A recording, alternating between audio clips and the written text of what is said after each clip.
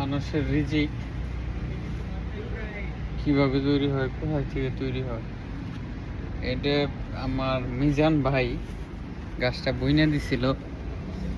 আজ যে আমি আবার কটাই নিয়ে আইছি পাইকার বেশি, এডি ওইটা বইনা দিব।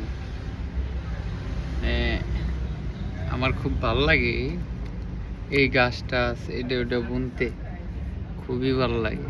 আবার এই জন্য একটা পেঁয়াজ বুনছিলাম।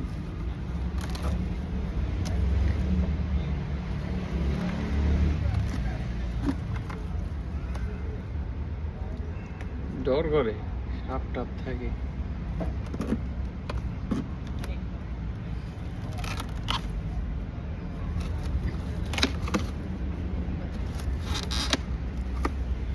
আমি দেশেও গাছ টাছ বুনছি প্রচুর।